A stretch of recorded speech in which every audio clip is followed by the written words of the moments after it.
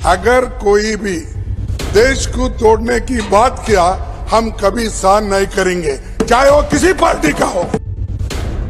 ओ गजब, काश ये बात इतनी ही सच होती जितना सच ये है कि आप कांग्रेस पार्टी के अध्यक्ष हो। सोचिए, संसद में खड़े होकर ये बात उस पार्टी का कथित अध्यक्ष कर रहा है जिस पार्टी ने देश तोड़ने के अलावा कोई काम नहीं किया है। ये है वो 8 मौके जब कांग्रेसियों ने देश के टुकड़े टुकड़े करने की साजिश की। नंबर 1, सत्ता के लिए देश के 2 टुकड़े। देश तोड़ने की शुरुआत सबसे पहले साल 1947 में नेहरू ने की, जब उन्होंने देखा कि बिना देश का बंटवारा किए उनको पीएम की गद्दी नहीं मिल पाएगी, तो उन्होंने जिन्ना के साथ देश के बंटवारे वाले पत्र पर हस्ताक्षर किया और अखंड भारत को खंड खंड कर दिया।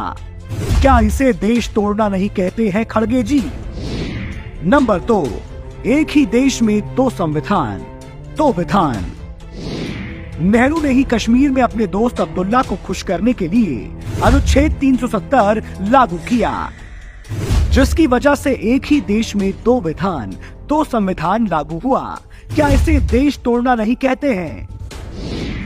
नंबर 3, देश की जमीन चीन को दे दी।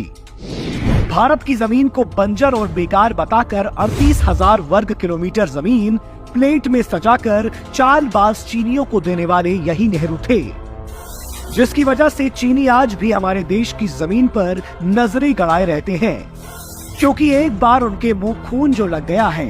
क्या इसे देश तोड़ना नहीं कहते हैं? नंबर 4, यूएनएससी की सीट चीन को दे दी। नेहरू ने चीनियों को भारत की जमीन तो दी ही, साथ ही साथ दूसरी प्लेट में सजाकर भारत के हिस्से आई यूएनएससी की स्थायी सदस्यता भी दे दी, जिसका फायदा उठाकर चीनी आज भी हर अहम मौके पर हम पर हावी होने की कोशिश में लगा रहता है। क्या इसे देश तोड़ना नहीं कहते हैं? नंबर 5, नेपाल आज भारत का अंग होता। कांग्रेसी पीएम नेहरू की वजह से नेपाल भारत का हिस्सा बनते बनते रह गया। जी हाँ, सही सुना आपने। खुद नेपाल के राजा त्रिभुवन वीर विक्रम शाह ने नेहरू के सामने नेपाल का विलय भारत में करने का प्रस्ताव रखा था, लेकिन नेहरू ने साफ मना कर दिया। क्या इसे देश तोड़ना नहीं कहते हैं? नंबर 6, जीते हुए हिस्से को अलग देश बना दिया।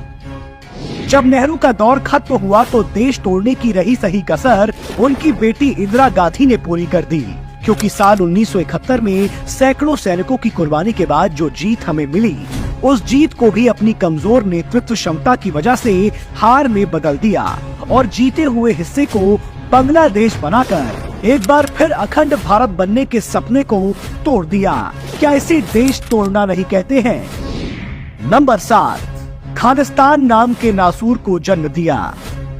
नेहरू की बेटी इंदिरा का जब अलग देश बनाकर मन नहीं भरा तो राजनीतिक फायदे के लिए पंजाब में एक नए राक्षस को जन्म दे दिया, जिसके साथ ही आज भी खालिस्तान के नाम पर देश से लेकर विदेश तक भारत को तोड़कर अलग देश बनाने की मांग करते हैं। क्या इसे देश तोड़ना नहीं कहते हैं? नंबर 8, उत्तर दक्षिण के नाम पर बंटवारे की साजिश। अरे बाकी तो छोड़िए, हाल ही में आपके उप मुख्यमंत्री डीके शिव कुमार के भाई डीके सुरेश ने अप्रत्यक्ष रूप से दक्षिण को अलग देश बनाने की मांग की है। क्या इसे देश तोड़ना नहीं कहते हैं? इसलिए खड़गे जी या तो कांग्रेसियों की इन गलतियों के लिए देश से माफी मांगिए, या फिर कम से कम संसद में खड़े होकर देशभक्ति का दिखावा करना बंद कीजिए।